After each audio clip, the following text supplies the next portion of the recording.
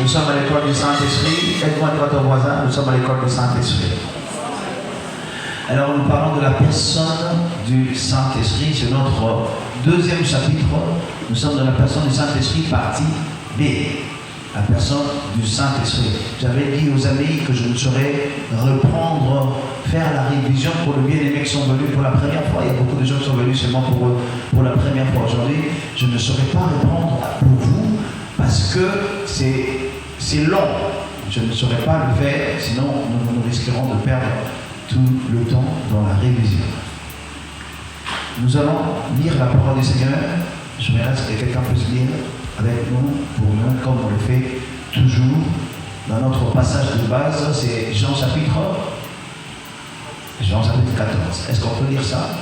C'est sur ça que nous allons travailler. Je vous avais dit qu'on aura vraiment le temps de rester sur ce passage parce qu'il y a beaucoup de vérité. Jean chapitre 14, verset 16 à 17. Je vous avais dit qu'à chaque chapitre, on va commencer à y revenir. Jean chapitre, quelqu'un peut lire? Bon, je lis rapidement. Et moi, je prierai le Père, et il vous donnera un autre consolateur afin qu'il demeure éternellement avec vous. L'esprit de vérité que le monde ne peut recevoir parce qu'il ne le voit point et ne le connaît point.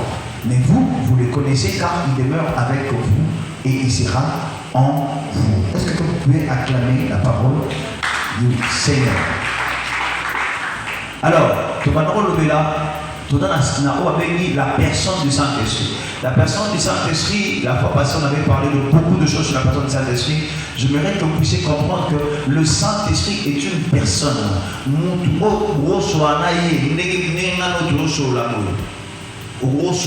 Saint-Esprit.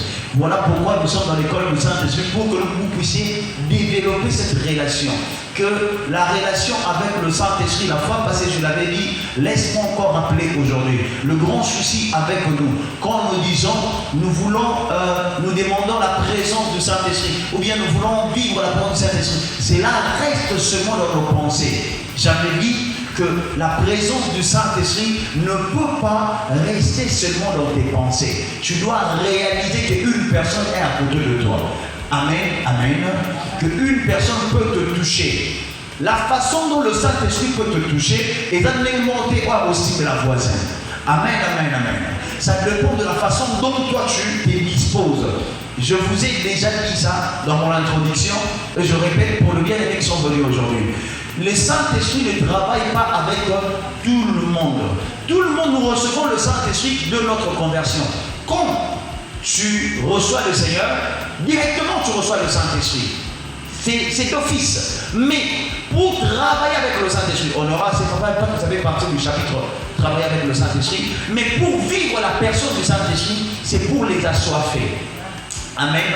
C'est pour les assoiffés. Je vais te dire quelque chose qui sort de l'ordinaire. Ça veut dire quoi? La façon dont toi tu peux expérimenter peut expérimenter la personne du Saint-Esprit pour une autre personne, c'est qu'il y ait la présence du Saint-Esprit quand on doit sentir que le Saint-Esprit est en train de travailler avec lui, ou bien il est en train de vivre l'expérience avec le Saint-Esprit, alors dans la chair des poules et du même chose.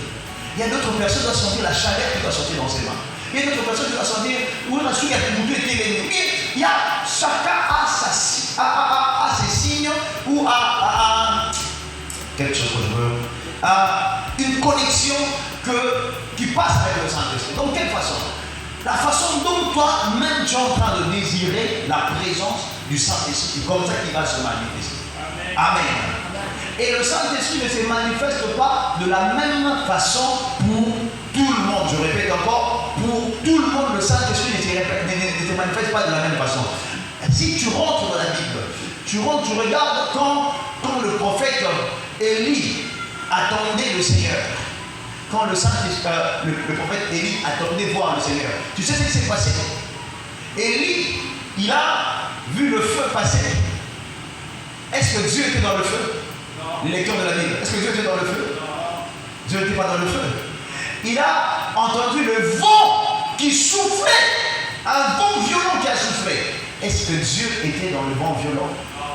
Non. Dieu était dans un vent doux léger. C'est là que Dieu s'est manifesté. Un vent doux léger. C'est-à-dire quelque chose dans le calme. Mais Le jour de la Pentecôte, ce n'était pas un vent doux et léger, mais c'est toujours le même Dieu qui opère, n'est-ce pas? Mais le jour de la Pentecôte, il y a eu un vent violent. Il ne faut pas limiter le Saint-Esprit par rapport à ta connaissance ou par rapport à ton expérience. Quelqu'un a raté l'occasion de dire Amen.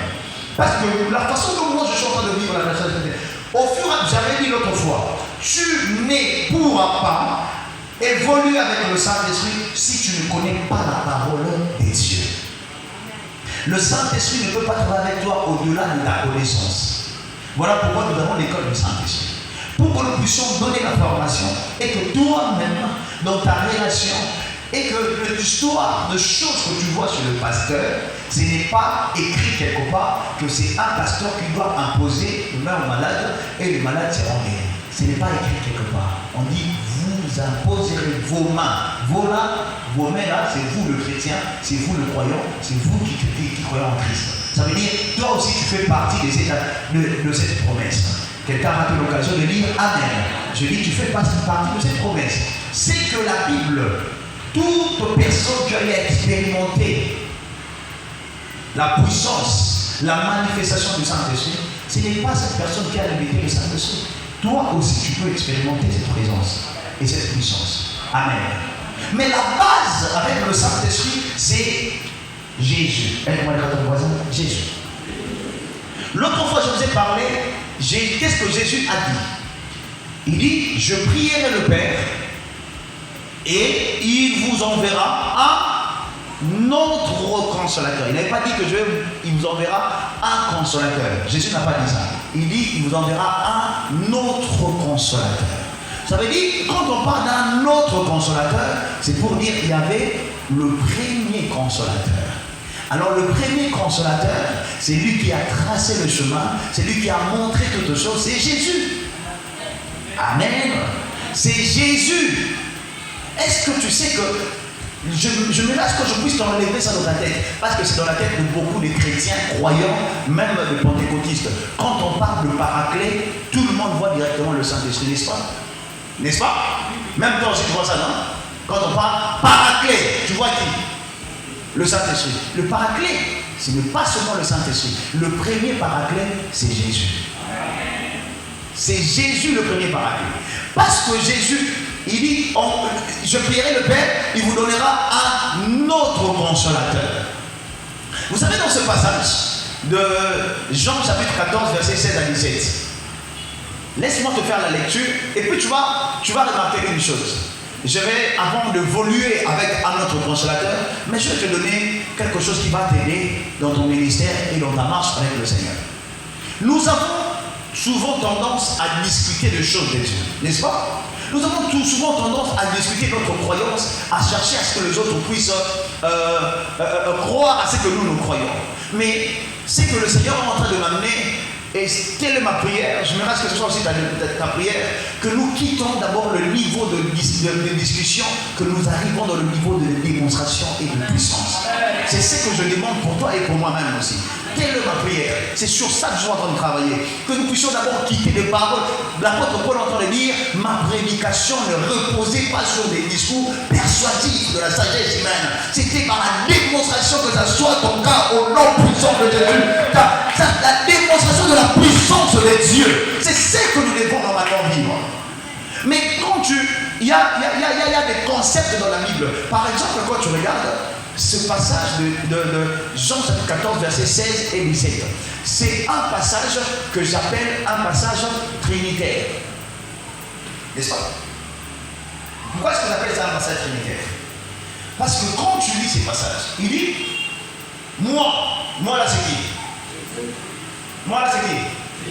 Jésus. Je prierai qui? Pour donner qui? Ça fait combien? Donc, Fils et... Vous voyez, c'est que nous devons maintenant quitter les trucs de discussion quand quelqu'un dit explique-moi la Trinité, c'est quoi?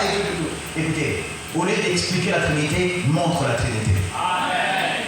Au lieu que tu expliques aux gens la Trinité, parce que quand on se met à définir comme les trinitaristes, comme nous voulons définir la Trinité, souvent nous tombons dans l'unitarisme. Mais quand l'unitarisme cherche à définir l'unitarisme, et il tombe dans la Trinité. Souvent c'est comme ça. Mais pour ne pas aller dans le discours sans qu'est-ce que tu vas faire? Montre la Trinité dans la Bible, point barre. Il y a tellement de passages dans la Bible qui parlent de la Trinité. Je me tenais parce que je sais qu'il y a des questions que Jean est en train de réserver pendant cet enseignement. Il dit, explique-moi la Trinité. Je ne t'expliquerai pas la Trinité, je te démontre la Trinité. Je n'ai pas besoin de rester dans les définitions Trinité. Non, non. La Bible, il y a plusieurs passages dans la Bible qui montrent la Trinité que même si je ne sais pas définir, même si tu ne sais pas définir la Trinité, mais tu sais que Dieu, la Trinité existe dans la Bible. Parce que même le mot Trinité n'existe pas dans la Bible. Amen. Quand Jésus dit, moi, je prierai le Père, il me donnera un autre consolateur. Mais attention au mot, il y a un mot, partout, on est venu la famille. Parce qu'on a des livres de la famille. Laisse-moi te donner rapidement 10 passages qui parlent de Trinité. 5 dans le Nouveau Testament, 5 dans l'Ancien Testament. Rapidement, pour rentrer dans notre personne, dans notre enseignement. 10 passages qui parlent de la Trinité que par moment nous ne regardons même pas. Parce que si je te demande de me donner des passages de Trinité, tu vas me donner des passages habituels là. Je sais que tu as quelques passages. Je sais que tu as quelques passages que tu as toujours l'habitude de lire. Mais prends ces passages que tout le monde connaît, que Jésus est en train de parler dans Matthieu chapitre 29, verset 19. Qu'est-ce que Jésus dit? Allez, faites de toutes les nations, les baptisants au nom du Père, du Fils et du Saint-Esprit. Je n'ai pas besoin de définir la Trinité. Je vois la Trinité dans la Bible. Est-ce que quelqu'un me comprend? Quand je regarde 2 Corinthiens chapitre 13, 14, 2 Corinthiens chapitre 13, verset 14, le premier verset que je donnais c'était Matthieu chapitre 24, verset 19. Deuxième passage dans le Nouveau Testament, c'est 2 Corinthiens chapitre 13, verset 14. Que la grâce du Seigneur Jésus-Christ, l'amour, Dieu de Père et la communion, voilà. Notre version parle de la communication du Saint-Esprit. Est-ce qu'on ne parle pas de la Trinité là? Vous voyez? Luc chapitre 1, verset 35. Luc chapitre 1, verset 35. Tu connais l'histoire? Quand l'ange est venu chez Marie, il a même parlé de la Trinité. Il dit ceci, l'ange lui répond, le Saint-Esprit, les Saint-Esprits. Amen. Tu as déjà lu ça, non? Au théâtre, il est en train de dire, il dit, le Saint-Esprit viendra sur toi. La puissance du Très-Haut te couvrira. C'est pourquoi les 7 enfants qui naîtra de toi sera appelé fils. Tu as compris, hein? Tu as vu la Trinité là-dedans?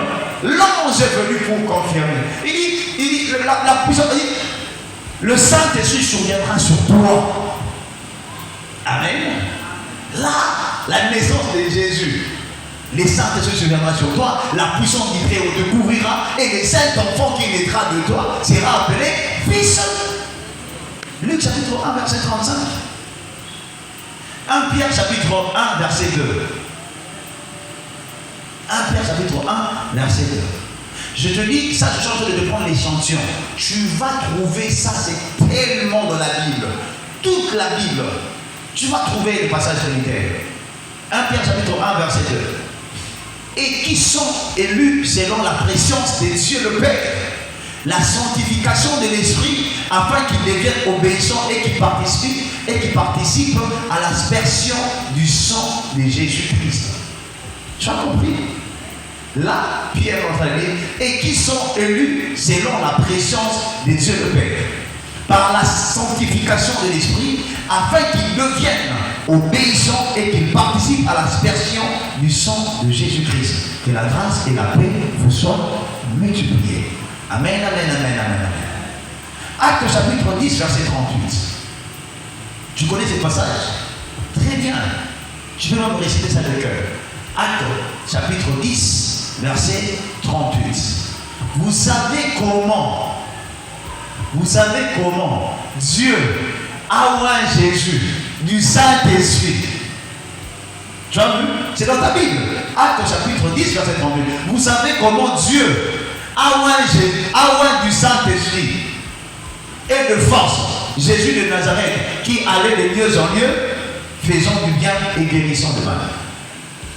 Tous ceux qui étaient sous l'emprise du diable, car Dieu était avec lui. Ça, nous voyons la Trinité, 5 passages dans le Nouveau Testament. Moi encore rapidement, 5 passages dans l'Ancien Testament, que tu connais très bien. 5 passages dans l'Ancien Testament, je suis en train de voir Genèse chapitre 1, verset 1 à 3. Je connais très bien le passage. La Bible dit, au commencement, Dieu créa le ciel et la terre. Verset 2. La terre était informe et vide. Il y avait des ténèbres à la surface de l'abîme. L'Esprit de Dieu mouvait au-dessus des eaux. Et Dieu dit. Et Dieu dit. Dit là, c'est quoi? C'est la parole. La parole, c'est qui? C'est Jésus. Que la lumière soit. Psaume chapitre 33, verset 6. Psaume 33, verset 6.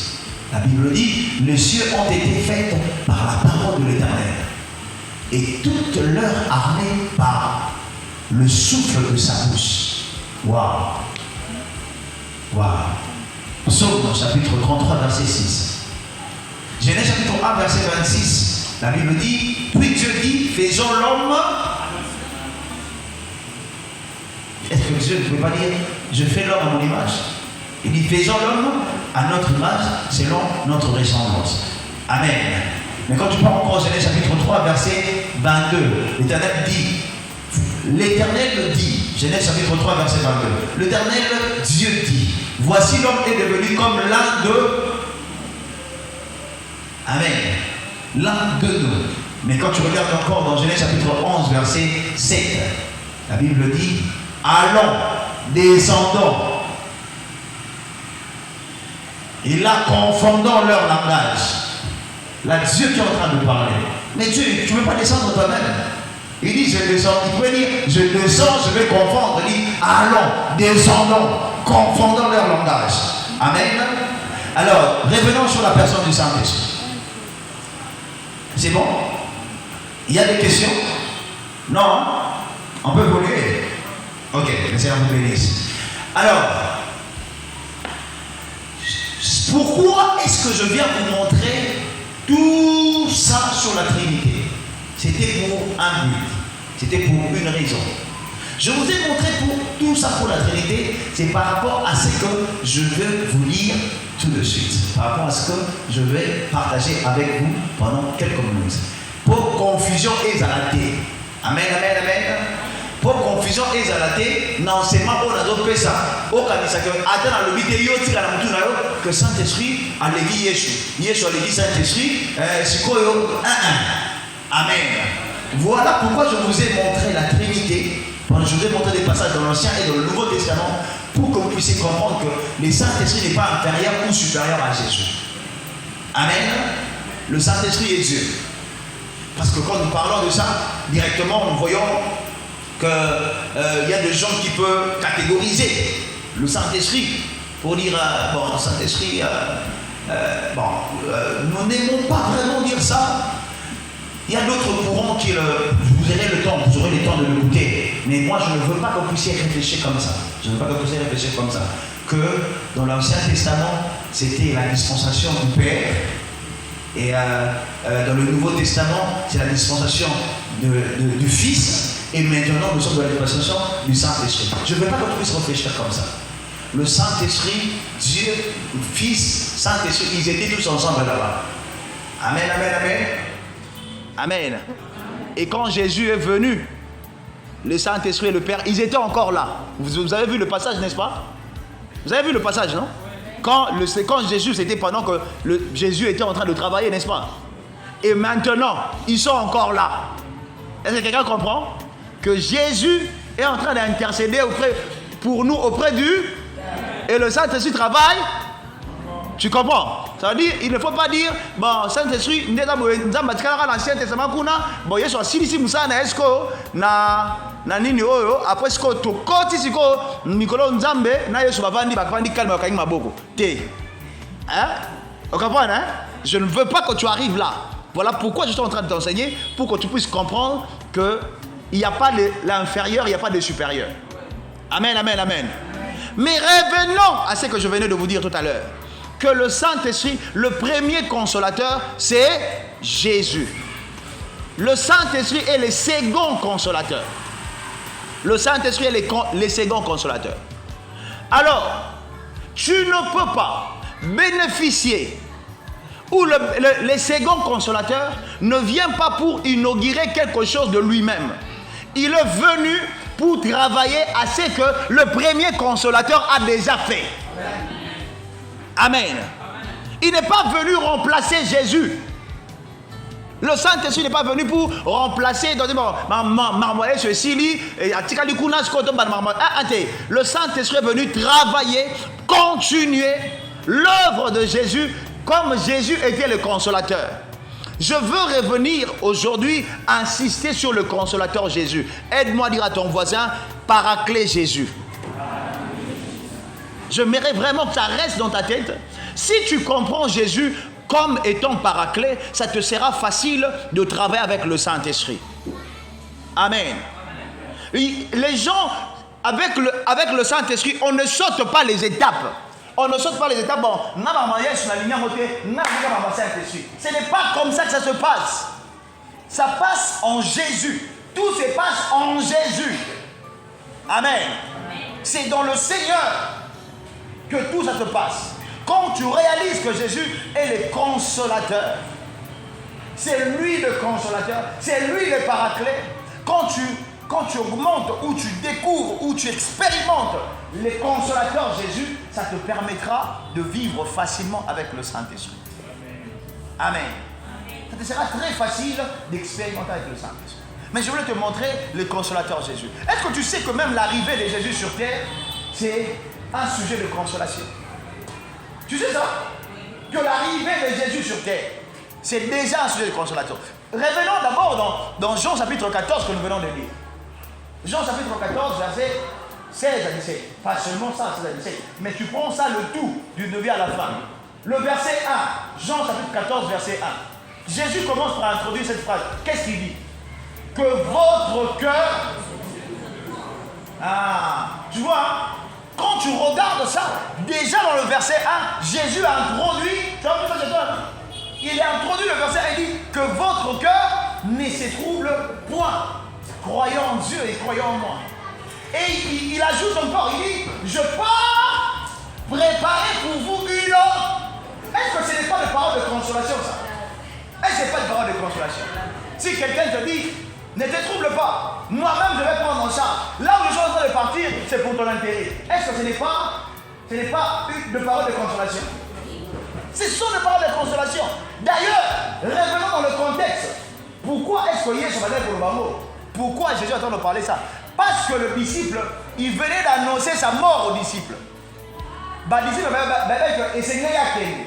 Bango n'y ont somité, mais Bango va aller pour s'inquiéter. Parce que Mouto Tozaki n'a pas allé à Kéné. Si quand tu es là, ils étaient en train de s'inquiéter. Mais Jésus, le consolateur paraclet, il était là. Tout Jean 14, jusqu'à la fin, c'est le consolateur paraclet Jésus. Tu as raté l'occasion de dire amen. Quand tu regardes Jean 14 jusqu'à la fin, tu vas voir le paraclet Jésus. Il est en train de consoler. Et cette consolation-là ne se limite pas. Le verset 28 dit quoi? Toujours dans Jean 14. Ça dit quoi le verset 28?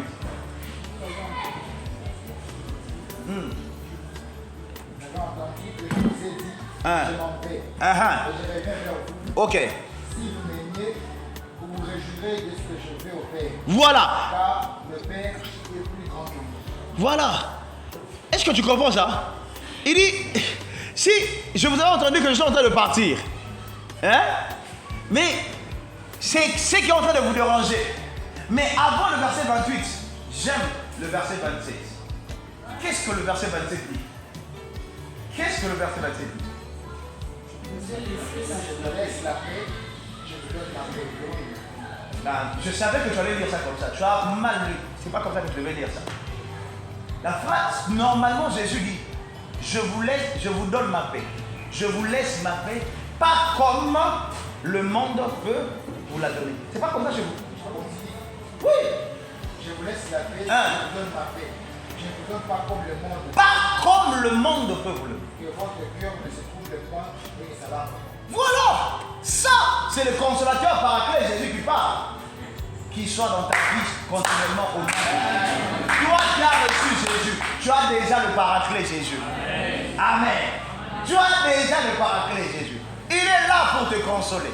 Que votre cœur ne se trouble point. Et je vous donne ma paix, je vous laisse ma paix, pas comme le monde peut vous la donner. La paix de Jésus, nous la vivons différemment du monde. C'est que le monde peut nous proposer. Quand tu expérimentes ces niveaux, quand tu commences à découvrir, tu as déjà la paix de Jésus, travailler avec le Saint-Esprit, ça te sera plus facile. Pourquoi je suis en train de dire ça? Parce que si la paix du Christ ne trouve pas sa place dans ton cœur, ça te sera difficile de vivre la paix avec le Saint-Esprit. Amen. La paix avec le Saint-Esprit. Parce que la paix de Jésus, qui doit d'abord dominer dans ton cœur, c'est la paix de Jésus qui est condamnable. Tu te rappelles encore du parabole de semeur? Qui connaît la parabole du semeur? C'est la parabole de la semeur. Parabole de la semeur. Un homme est sorti avec la sémence et là j'étais dans balabala. Hein? Tu te rappelles, non? Abouaki, Moussous n'a pas de épine. Abouaki, Moussous Kotane. Mais, oh, et quoi il n'a pas de épine? Tu sais, c'était quoi la définition de Jésus? Il disait que le souci, voilà, le souci du monde. Le souci du monde ne peut pas, je vous avais dit l'autre fois, pour travailler avec le Saint-Esprit, il faut grandir dans la connaissance de la parole de Dieu. Pour expérimenter la dimension ou l'intimité avec le Saint-Esprit, il faut grandir dans la connaissance de la parole de Dieu. Maintenant, quand la parole de Dieu tombe dans ton cœur et que les soucis, tu n'as pas compris. Tu vois, tu as compris là où je suis en train de partir. La parole de Dieu tombe dans ton cœur. La sémence que tu es en train de recevoir, ça tombe dans ton cœur. Mais le souci de ce monde t'empêche la croissance de cette parole. Quand est-ce que tu vas vivre l'expérience avec le Saint-Esprit? Tu ne pourras pas. Pourquoi? Parce que la parole de Dieu n'a pas encore produit de fruits en toi. Parce que la parole de Dieu n'a pas trouvé racine en toi.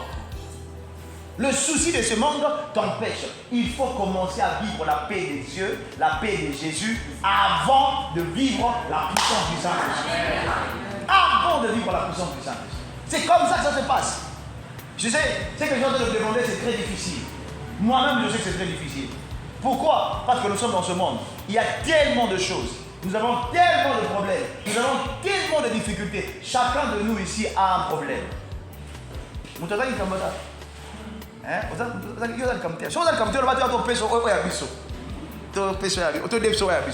Tout le monde a un problème ici, n'est-ce pas?